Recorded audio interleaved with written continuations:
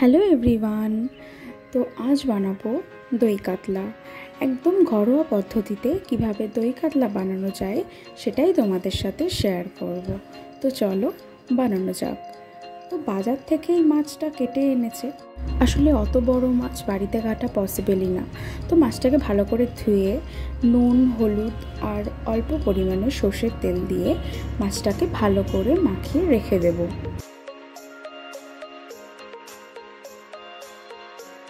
কড়াইতে সর্ষের তেল গরম করে মাছগুলোকে ভালো করে ভেজে নেব।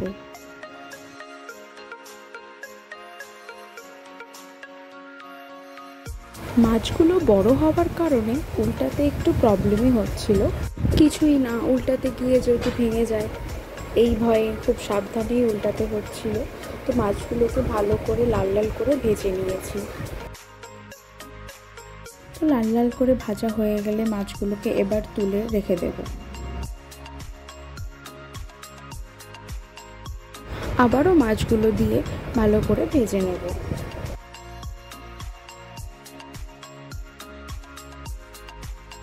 তো মাছ ভাজা আমার কমপ্লিট, ভালো করে লাল লাল করে সব ভেজে নিয়েছি।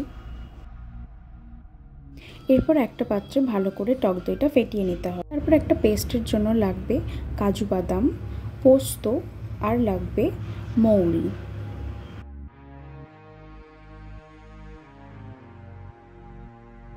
অল্প পরিমাণে জল দিয়ে একটা স্মুথ পেস্ট বানিয়ে নেব।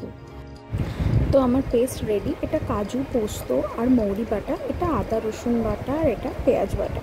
তো মাছ ভাজার তেলেই গোটা গরম মশলা, তেজপাতা আর শুকনো লঙ্কা দিয়ে পেঁয়াজ বাটাটাকে দিয়ে দেবো। দিয়ে ভালো করে নাড়তে হবে যাতে তলা না লেগে যায়। তো লাল লাল করে পেস্টটাকে ভেজে নেওয়ার পর আদা রসুন বাটাটা দিয়ে ভালো করে কষিয়ে নেব।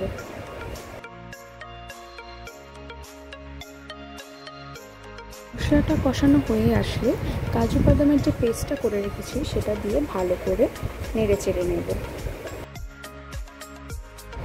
ওই বাটি ধুয়েই অল্প পরিমাণে জল দিয়ে ভালো করে মশলাটাকে কষাতে হবে যতক্ষণ না পর্যন্ত তেল ছাড়বে। তো মশলা থেকে তেল ছেড়ে দিয়েছে, এবার দিয়ে দিতে হবে পরিমাণ মতো লবণ।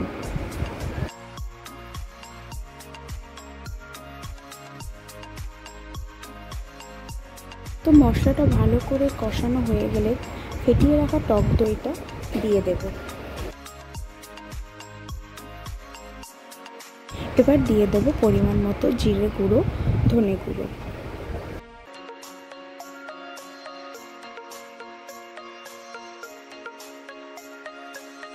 মশলা আমাদের একদম রেডি। এবার দিয়ে দেবো পরিমাণ মতো জল। যতটা গ্রেভি রাখবো সেই পরিমাণেই জলটা দিয়ে দেবো। এবার কেটে রাখা কাঁচা লঙ্কাগুলো দিয়ে মাছ ভাজাগুলোকে একে একে দিয়ে দেবো গ্রেভির মধ্যে। তো মাছগুলো সব দেওয়া কমপ্লিট। এবার এটাকে কিছুক্ষণের জন্য ফুটতে দিতে হবে। তো দই কাতলা আমার একদম রেডি। আর যারা যারা ধনেপাতার ফ্লেভারটা পছন্দ করে তারা অবশ্যই দিয়ে দিও, কারণ খেতে আরও বেশি টেস্টি লাগে। তো এই হলো আমার ঘরোয়া পদ্ধতিতে বানানো দই কাতলা। ভালো লাগলে অবশ্যই সাবস্ক্রাইব করে দিও, আর বাড়িতে বানাতে কিন্তু একদম ভুলো না। বাই।